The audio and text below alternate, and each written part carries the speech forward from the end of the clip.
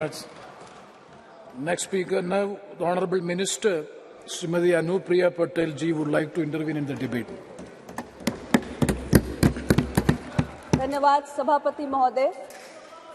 संसद के इस विशेष सत्र में जहां एक और आज हम अपनी 96 वर्ष पुरानी संसद भवन को, जिसे अब संविधान सदन कहा जाएगा, उसे पीछे छोड़कर नए संसद भवन में प्रवेश कर चुके हैं, वहीं दूसरी ओर इस नए संसद भवन में अपनी पहले ही दिन हमने विधायी कार्य की शुरुआत करते हुए नारी शक्ति को सही मायनों में नमन करने का काम किया है। 128वां संविधान संशोधन विधेयक जो महिला आरक्षण विधेयक सरकार लेकर आई है, इसकी मैं तहे दिल से सराहना करती हूं। माननीय प्रधानमंत्री जी को इसके लिए आभार व्यक्त करती हूं और ये सही मायनों में हम सब के लिए please let the house be in order.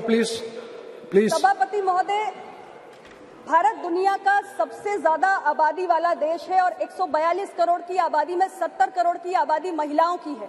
लेकिन बहुत चिंताजनक और दुर्भाग्यपूर्ण है कि आज भी हमारे लोकसभा में जो महिलाओं की भागीदारी है वो महज 14% है और राज्यसभा में केवल 11% है। इंटर पार्लियामेंट्री यूनियन की एक रिसर्च हुई जिसमें निचले सदन में महिलाओं की भागीदारी का आंकड़ा देखा गया 193 देशों में, जिसमें भारत की रैंकिंग 149 है, यानी 149 है। और ग्लोबल जेंडर गैप रिपोर्ट 2022 में भी 146 देशों में जो भारत की रैंकिंग है वो 135वीं है। ये कोई बहुत एनकरेजिंग आंकड़ा नहीं है हमारे लिए।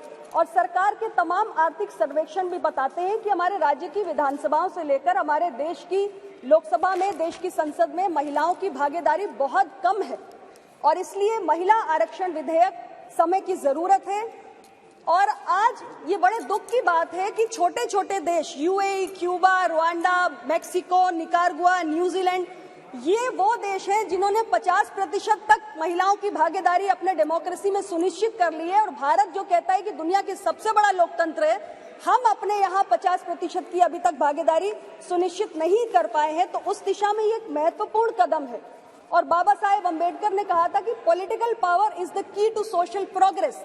हमने देखा है कि हमने अर्बन लोकल बॉडीज में, पंचायती राज संस्थाओं में जब अपने देश की महिलाओं को भागीदारी दी तो हमारी महिलाओं ने ग्रामीण क्षेत्रों में, शहरी क्षेत्रों में कितना उल्लेखनीय कार्य करके दिखाया है।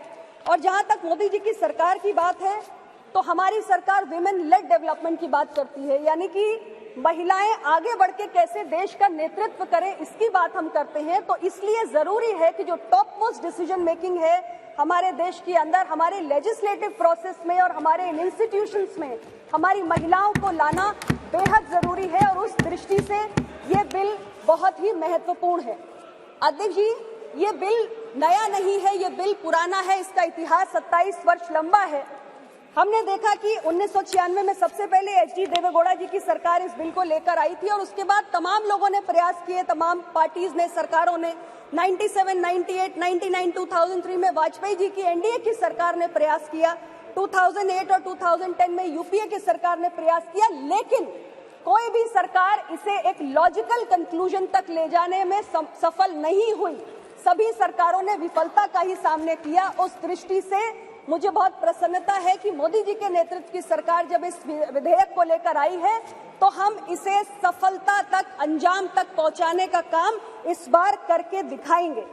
मैंने विपक्ष के साथियों की चर्चाओं को सुना, उसमें कई विषय सामने आए, जिसमें एक महत्वपूर्ण विषय था इस बिल के तहत जो हमारे पिछड़े समाज से आने वाली महिलाएं हैं उनके लिए अलग से प्रावधान करने का।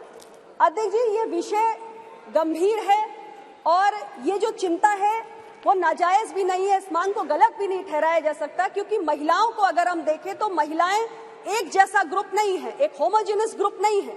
महिलाएं एक हेट्रोजेनस ग्रुप है, क्योंकि महिलाएं अलग अलग पारिवारिक पृष्ठभूमि से आती हैं, अलग अलग इनकम लेवल से आती हैं, अलग अलग जाति, धर्म, संप्रदाय से आती हैं और उनकी जो लिटरेसी लेवल्स होते हैं, जो उनकी शिक्षा का स्तर होता है, वो भी अलग अलग होता है। और हमारी जो सामाजिक संरचना है उसमें जो हमारे पिछड़े वंचित समाज से आने वाली महिलाएं हैं, निश्चित रूप से वो हाशिए पर हैं और उनके लिए चुनौतियां अलग किस्म की हैं, उनके लिए चुनौतियां अधिक भी हैं और इसलिए उनके लिए ज्यादा संरक्षण की मांग भी समय समय पर होती रहती है। हमारी सरकार के बारे में मैं जरूर कहना चाहूंगी कि मोदी जी के नेतृत्व में ओबीसी के हितों को साधने के लिए कई ऐतिहासिक फैसले इन 9 वर्षों में हुए हैं और एक सहयोगी दल की नेता होने के नाते मुझे पूरा भरोसा है कि हमारे पिछड़े वंचित समाज से आने वाली महिलाओं के अधिकारों को संरक्षित करने की दिशा में प्रधानमंत्री जी जरूर कुछ ना कुछ विचार कर रहे होंगे और इसको सुनिश्चित करने के लिए भी कोई काम जरूर करेंगे। जब मैं अपने कांग्रेस के साथियों को सुन रही थी इस विषय को उठाते हुए तो मेरे मन में एक स्वाभाविक जिज्ञासा जागी कि 2008 में आप राज्यसभा के अंदर इस बिल को लेकर आए थे और 2010 में आपने इसको पारित कराया था। आज आप कांग्रेस पार्टी के तरफ से ये विषय ओबीसी कोटा का जो उठाया जा रहा है, मेरे मन में जिज्ञासा है कि उस समय जब राज्यसभा में लाके बिल पास कराया था तब क्या पिछड़े समाज की महिलाओं को कोटा दिया जाए ये विषय आपके संज्ञान में आपकी पार्टी की प्रायोरिटी था या नहीं था? और अगर उस वक्त आपकी पार्टी की प्रायोरिटी नहीं था तो आज जब मोदी जी की सरकार ये बिल लाई है और ये बिल पास होगा क्योंकि संख्या बल इस किस्म का है, तो क्या ये नया ख्याल अभी अभी आया है? हालांकि ये विषय महत्वपूर्ण है, मैं इस बात को दोबारा दोहराऊंगी, लेकिन स्थिति स्पष्ट होनी चाहिए कि हम अपने आवरण बार बार बदल नहीं सकते हैं। अध्यक्ष महोदय, ये मैं जरूर कहना चाहती हूँ। मैंने एक और बात देखी है अध्यक्ष जी कि हमारे कई साथियों ने बार बार कहा कि चुनाव है 2024 का, 2024 का चुनाव है। सर्वदलीय बैठक में मैं सुन रही थी कई सारे हमारे साथी महिला आरक्षण विधेयक लाने की मांग कर रहे थे। तो अब मैं देखती हूँ एक अजीब स्थिति है कि अगर सरकार इस बिल को पेश नहीं करती तो आप कहते हैं कि आप तो महिला विरोधी, आप तो महिला की चिंता नहीं करते, आप महिला के प्रति वादा पूरा नहीं करते, और जब सरकार बिल ले आई है तो आप कहते हैं कि अभी 2024 के आप चुनाव को देखकर लाए हैं, चुनाव में इसका फायदा नहीं मिलेगा। अध्यक्ष जी, हर फैसला संसद में बैठकर किसी चुनाव को देखकर नहीं किया जा सकता। आज हमने एक अच्छी शुरुआत की है, हमने एक अच्छी पहल की है और इसे अगर हमें अंजाम तक पहुंचाना है तो इसकी एक पूरी प्रक्रिया है, उस प्रक्रिया का पालन हमें करना पड़ेगा। हम जानते हैं कि 2011 के आंकड़े हमारे सामने नहीं है। 2001 में हमारी सेंसस हुई, उसके बाद एक लंबे समय तक हमने सेंसस की एक्सरसाइज नहीं करवा पाई है, बीच में कोविड की भी बाधाएं रही।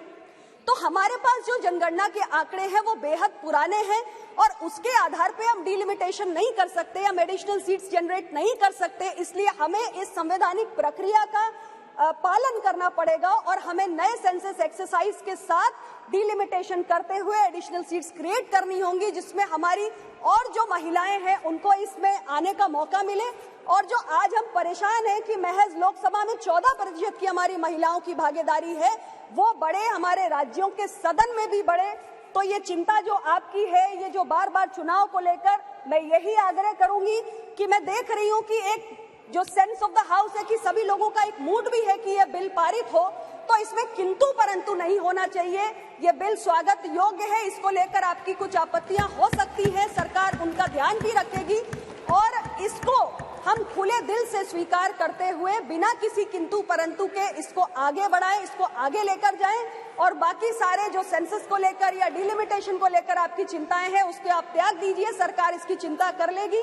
आपने मुझे समय दिया, मैं बहुत बहुत आभारी हूं और इस बिल को लाने के लिए पुनः मैं अपने देश के प्रधानमंत्री, हमारे सरकार के मुखिया माननीय श्री नरेंद्र मोदी जी को हृदय से आभार व्यक्त करता हूँ। धन्यवाद। धन्यवाद।